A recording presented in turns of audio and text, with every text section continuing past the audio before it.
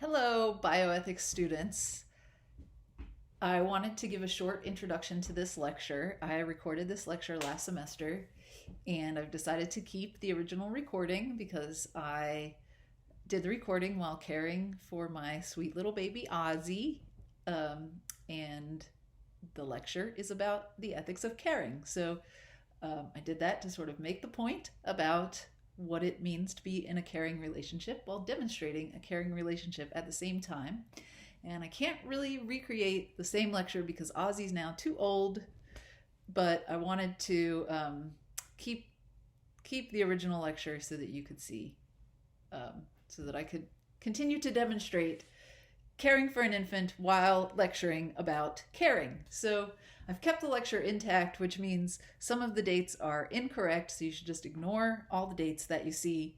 But pretty much everything else is just as it should be for this semester as well. So I hope you enjoy watching this lecture, and I will leave it to my past self to take it away.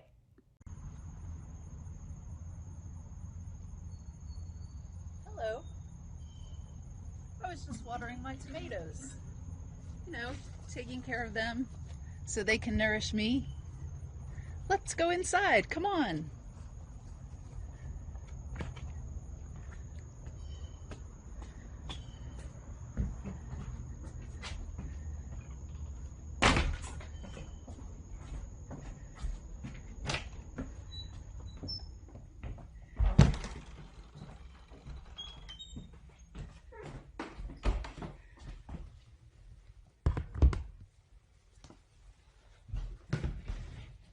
Today we'll be talking about Indigenous and Feminist ethics of care.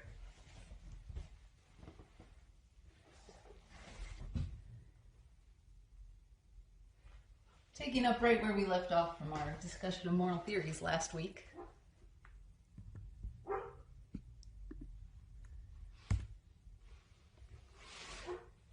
Specifically, in this week's lecture, we'll be asking, what is an ethics of care?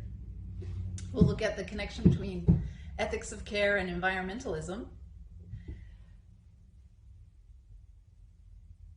And then we'll consider indigenous and feminist perspectives. And finally, talk about what's to come in the next few weeks. So for starters, what is the ethics of care? Well, from this piece that we're discussing today by White and Cuomo, they tell us a definition, according to them, is that ethics of care is approaches to moral life and community that are grounded in virtues, practices, and knowledges associated with appropriate caring and caretaking of self and others. So, ethics of care is ethics that centers caring relationships as the center. We can consider the differences between traditional ethics, which we were talking about last week, which is mainly Kant and utilitarianism as our paradigmatic examples. We can compare those traditional views to the ethics of care. On the traditional views, if you'll recall from last week, we take ethics to be about isolated agents, isolated in the sense that they're making decisions for themselves, by themselves, making their own decisions. It's impersonal. You remember from utilitarianism that each person counting no more than any other person is an important principle of utilitarianism. So it doesn't matter who you're connected to or related to on the utilitarian view. You have to take everyone's happiness equally seriously. That's the sense that it's impersonal. It doesn't matter whose happiness it is. It's universal in the sense that the rules that we're talking about should apply to everyone in similar circumstances. It's abstract. We're trying to move away from all the particular details of a situation and think of abstract rules or principles that we can live by and that can apply in any situation. And it's based on reason, in the sense that we're using reason to understand morality, to give reasons for the moral views that we have, and for formulating our moral beliefs.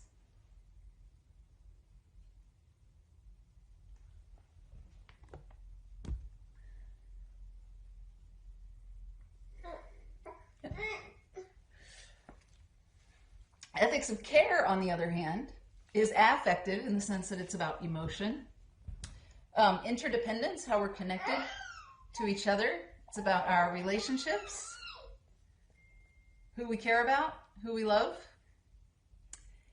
And context matters. So it could be that one rule that applies in one specific circumstance would not apply in a different circumstance. Caretaking is very important on this kind of ethical view, and attachment, connection. The fact that we are all attached to one another in various ways. Okay, according to ethics of care, care is seen as sort of the basis of our social fabric. Why we need to cooperate and work together is because we care about each other. We have people in our lives that we love, and we try to build societies up from there. In a way that sort of diminishes this tension between personal and political, between what's personal and what's public, because care is personal. You care about people you actually know, people who are in your life. And that's what sort of shapes our moral conceptions in the public sphere on this view.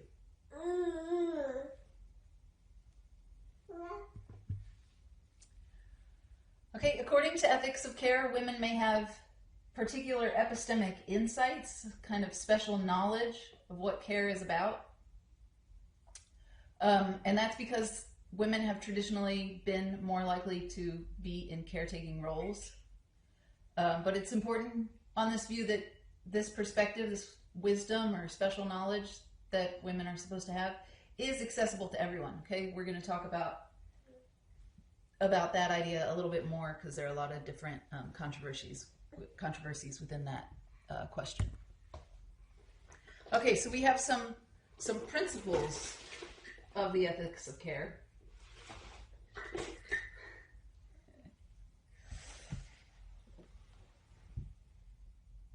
The first one being the value of ecological interdependencies. How we're all connected and interdependent, not just people around you, but connected to nature and connected to the world, and the state of nature and the state of the world that we live in. And by the world, I mean all of our surroundings, everything that's out there that has any effect on our well-being and us on the well-being of it. All of these things are interconnected and matter for understanding the value of care. Okay, another principle of the ethics of care is caring for non-humans in ecological systems, which is kind of related to what I just said. Okay, care ethics is often diminished, it's not taken seriously, and the authors attribute this to colonialism, racism, and sexism. Okay, we'll talk about sexism and racism more. By colonialism, they're talking about people who invaded a space and colonized the people who were living there, either killed them or made them leave or made them slaves, otherwise set up their own society where other people were already living.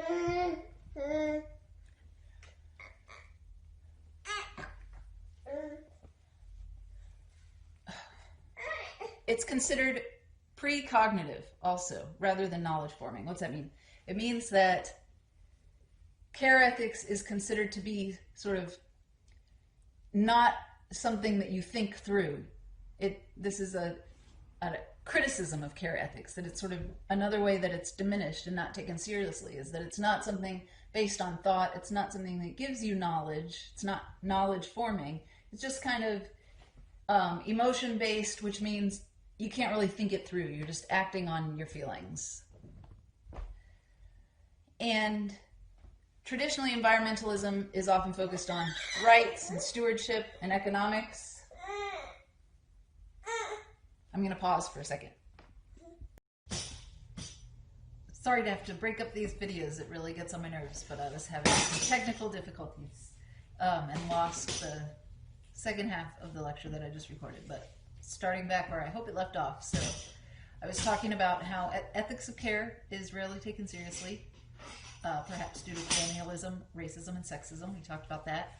This idea that it's considered precognitive as a way of diminishing the ethics of care, saying you haven't really thought about it, it's just your feelings, you're just acting on feelings. It's somehow inferior to acting on the basis of reason. That's how it's considered. And that goes along with denying that you can actually form knowledge, get to know things, and develop wisdom through caring. These are standard critiques of the ethics of care, along with a version of environmentalism that's focused on individual rights and stewardship and economics, does not see the ethics of care as a legitimate basis for taking into account our ecological interconnectedness.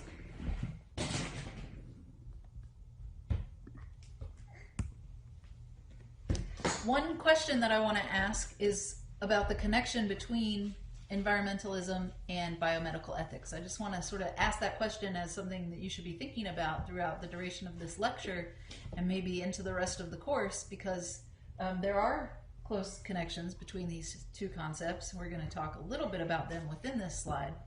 But for your term paper, one of the assignment for the term paper is to identify intersections within the class, and that's one intersection that might be worth exploring more deeply in a paper, is how is environmentalism linked to our health and well-being.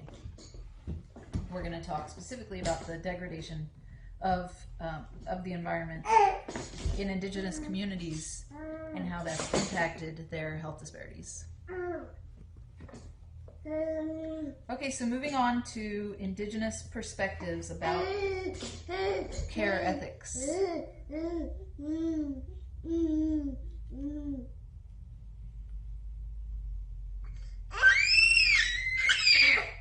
What's wrong? You don't like me talking to this computer? Do you want to say hi? What about all your toys? This one likes to go a long way.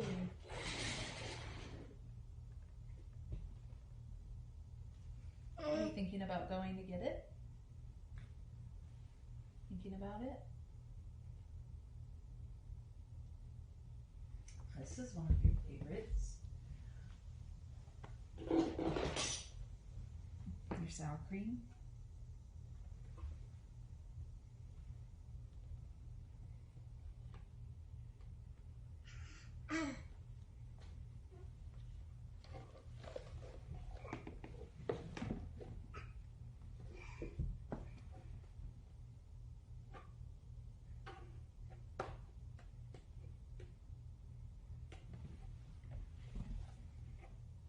And your big bowl. And here's your lid.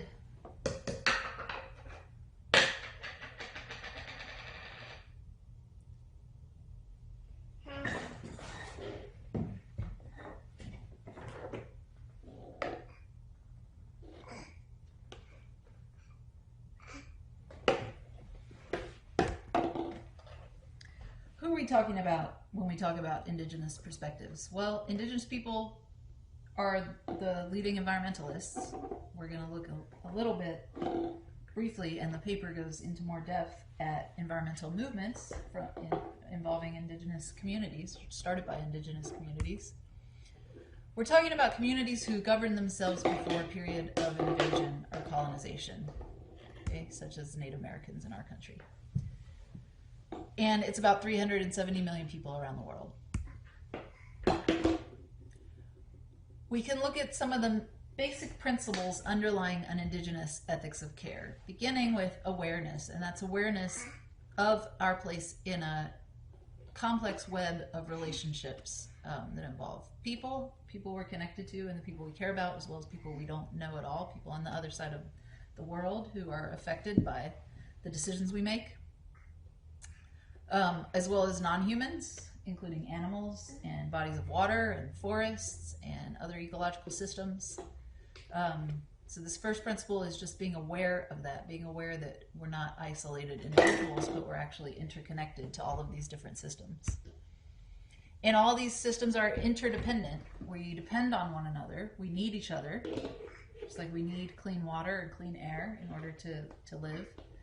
And that leads to reciprocal responsibilities. So we have responsibilities to our surroundings, and our surroundings have responsibilities to us As an example, in this piece, we get this idea of water's duty to the rest of creation, duty to nourish and hydrate the rest of creation, and our responsibility not to interfere with water's responsibility to us.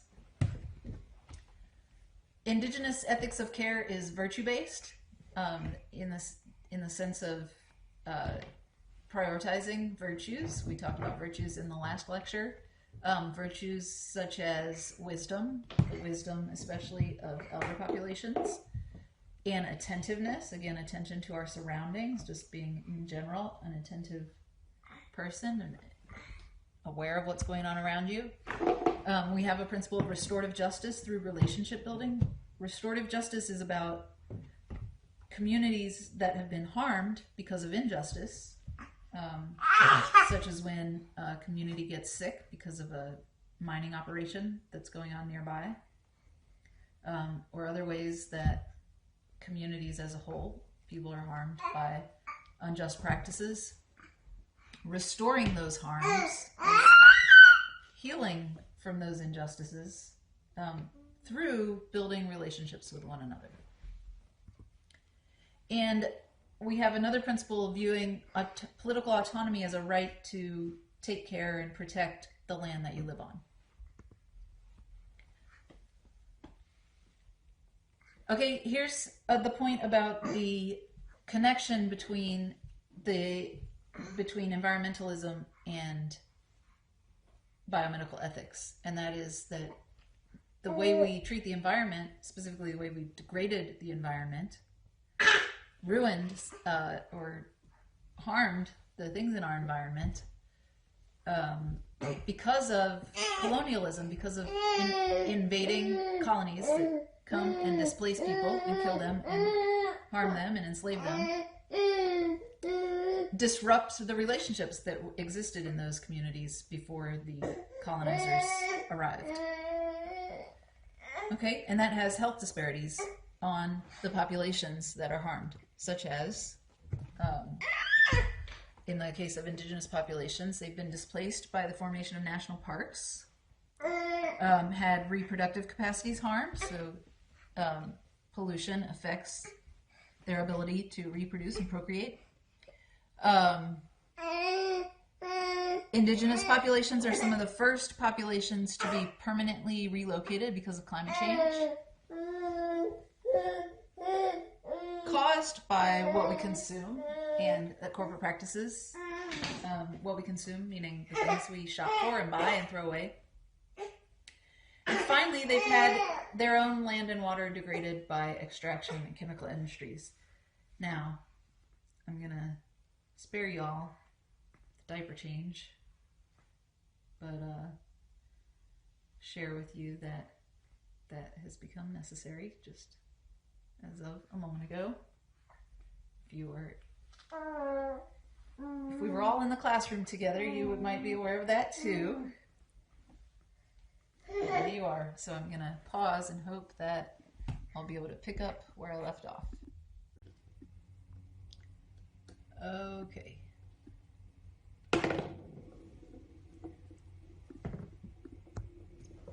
Okay, so rather than putting their ideas into philosophical papers, a lot of the time indigenous communities and ideas are put into actual political declarations and movements for change.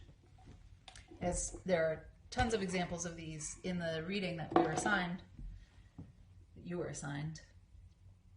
But two I wanted to mention are, first, the Anchorage Declaration, which I took this quote from, and the quote is, to reaffirm the unbreakable and sacred connection between land, air, water, oceans, forests, sea ice, plants, animals, and our human communities as a material and spiritual basis for our existence. You can see in this declaration and in the other declarations that are discussed in the paper how these declarations of principles and ideas draw on the main principles that I presented at the outset, characterizing the indigenous perspective on care ethics. Okay, so be on the lookout as you read more of these examples of the declarations from Indigenous communities, of how the principles get taken up in the writing that they presented. And political movements, okay, so it's not just these declarations that they pronounce, but it's also actual movements to change practices to protect communities and to protect the environment. And one of these is the Mother Earth Walk, started by a group of grandmothers in response to ongoing pollution and the misuse of water. And that Earth Walk sought to raise consciousness of water's sacredness, our interdependence with water, and the reciprocal responsibilities that connect humans, water, and other beings. Okay, so just a good statement of the relevance of these movements and how they draw on the principles discussed at the outset.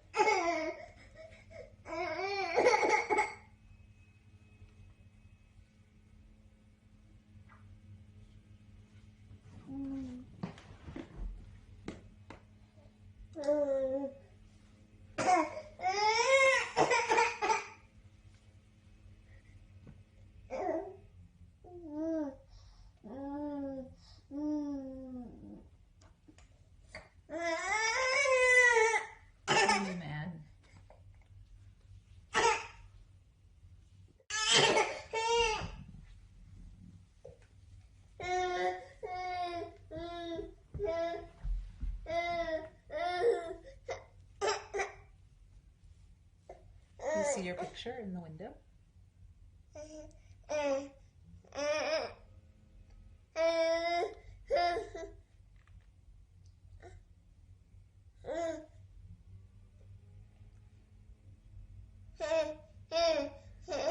Pausing for a little caretaking in action.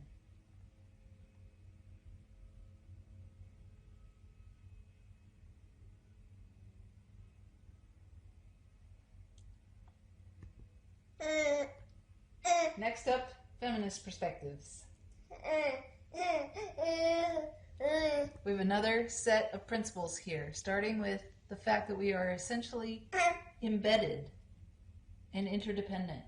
We live within contexts. We live within communities and natural systems, and we're embedded in those, and we're dependent on each other and on those systems, and they on us.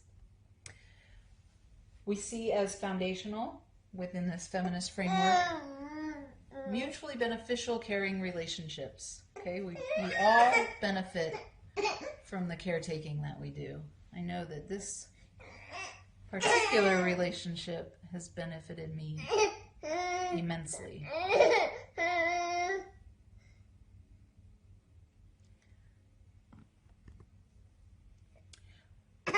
It's important to this view that most care work is done by females and subjugated people, and we're going to talk more about the controversy surrounding that idea in a moment.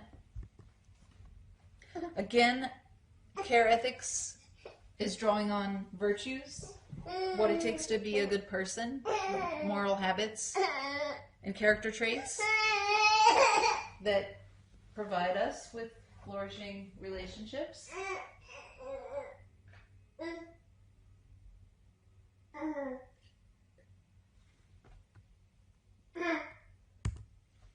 Moral questions are contextual.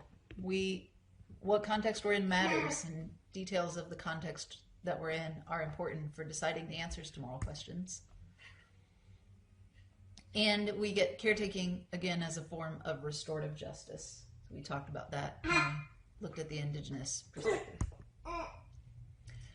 Okay, this is the controversy. So within feminist care ethics, there's been research to establish a link between gender and different perspectives on ethics. So the idea is that males have a more justice and rule-oriented ethical framework, and females have a framework based on caretaking and responsibilities that arise from our relationships. However, that research has also been challenged.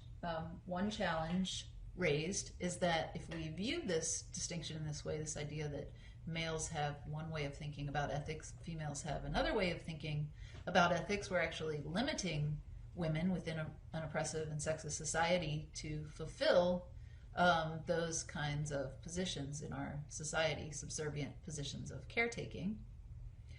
But a response to that challenge is to say that no, actually, being a caretaker is not a subservient position. It's a valuable part of our society and a source of wisdom, and it's actually should be elevated, not seen as sort of a diminished role in life.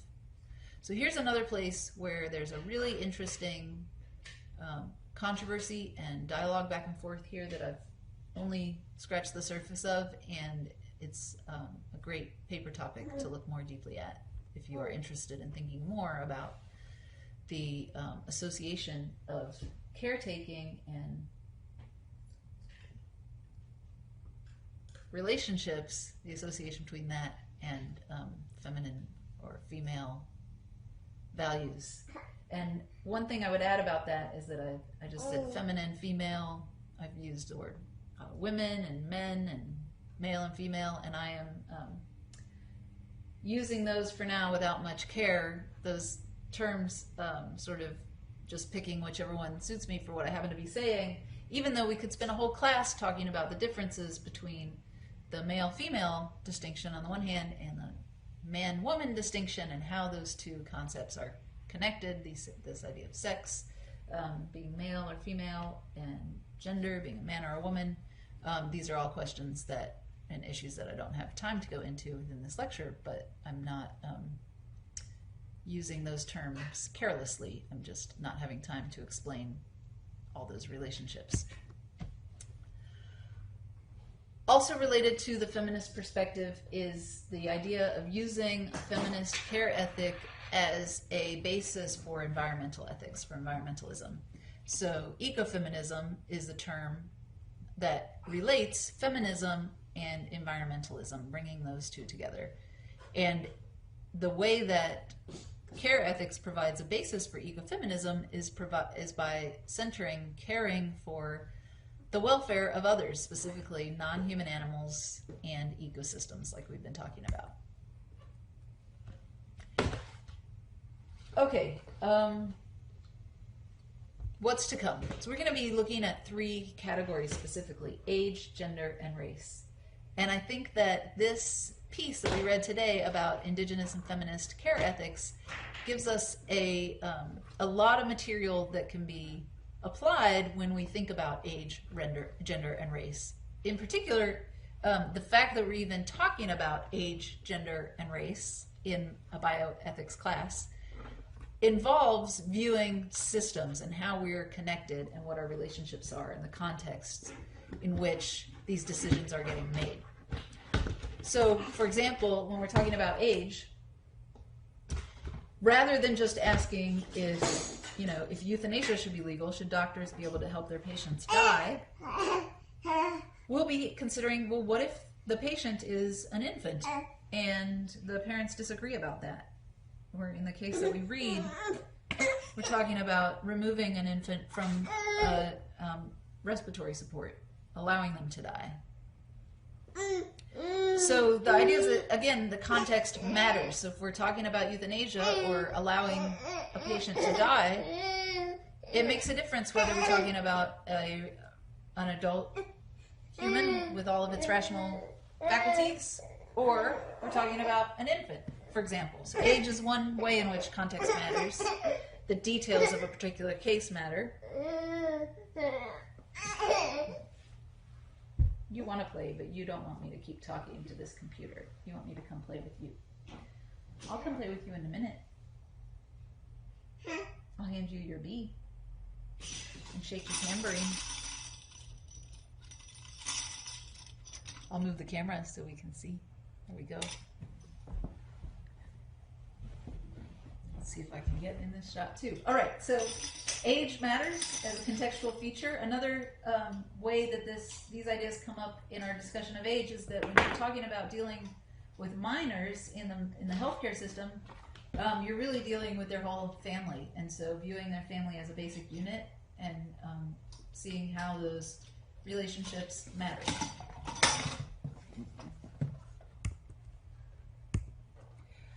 In the case of gender, the way that this material becomes relevant is that, again, we'll be talking about oppression, sexism, like we've talked about a little bit in this lecture. And again, context matters. So we'll be looking at abortion issues, and we'll be looking at the impacts of COVID-19 on women in particular. And so in thinking about pandemic, thinking about menstruation, another topic that we'll be looking at, the context that we're in, the fact that our current surroundings are characterized by sexism and oppression and power dynamics that affect how men and women are viewed in our society. Those things matter to the ethical questioning that we're going to do about them. And finally, we'll talk about race. Again, we'll be looking at oppression, specifically racism in our culture. We'll look at an Indigenous perspective more closely, and how the perspectives of others get taken up within bioethics. And we'll look at specific relationships. One of the articles we'll read is a story about a black woman giving birth in America and the way that she was impacted by racism in her experience having babies. I think that bucket's in the way, but you all are missing some cute smiles. Okay, so now I'm leaving off to you all for the group video project. So I want to talk a little bit more about the project and then just mention your term paper, and then we'll call it a day. So I have some tips for the group video project as you get started thinking about what you want to do and working on your videos, which some of you may be already close to done with your videos by the time you watch this. My first tip is don't try to sound too fancy. Don't try to sound too academic. Okay, try to simplify, aim for clarity, accessibility, try to make it accessible to a general audience.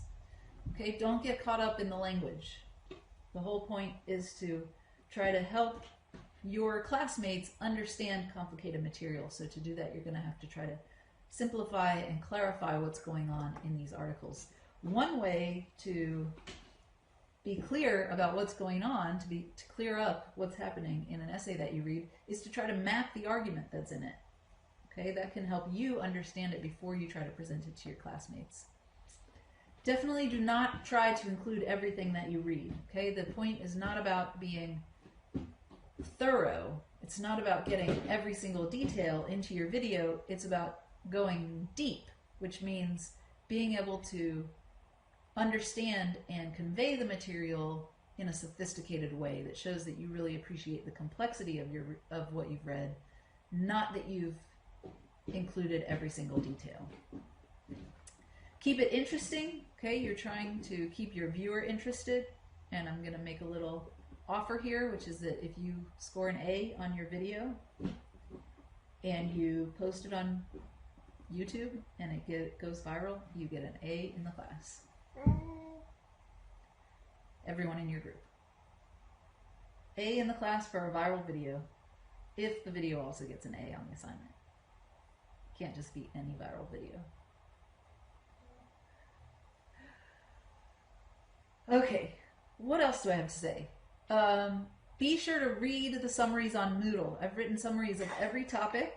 Those are all up and ready to go, and so that can really help you as you start to think about the reading assignment that you've been given for the video project. My summaries can really help as a guide to accessing the reading when you first encounter it. And be sure to read the project assignment itself as well, because that has important information about what I'm looking for in your final video and how to approach the project and really what you should be trying to achieve. Make sure to view your classmates' videos. Just because I'm not recording these lectures doesn't mean that you shouldn't watch them. They're still required viewing for the class. Make sure you read everything your classmates post on Moodle. And you should comment on their videos as a way to provide feedback to each other The comments are not required, but I do strongly encourage that. And finally, I do hope that you'll have fun with this assignment. Okay, so make sure to try to have a good time as you're making the video. Your video will be stronger as a result, I'm sure of it, if you enjoy yourself. Okay, for the paper, just a couple things to say. I'm not going to talk about this very much in this lecture. I will talk about it more later, and all the details are in the syllabus. But I just want to say, before I leave you today, be looking for intersections. That's what the paper is going to be about. It's going to be a chance to explore ways that different parts of the class interconnect. So be on the lookout for what's interesting to you and for those intersections. And the material that we've had up to this point about arguments and moral theories and care ethics, those are all things that are going to be relevant as we read the material in the rest of the class. So be looking at ways that they intersect, that the moral theories intersect with the specific tangible moral questions that we'll be asking. Those are all possible paper topics. And it's a good idea now to take some time to read the paper assignment thoroughly so you know what to be on the lookout for as we move through the next few weeks in the class.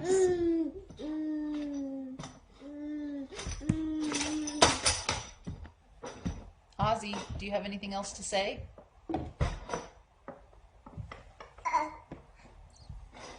That's all I've got. So please take care of yourselves, stay safe, and I'll see you later.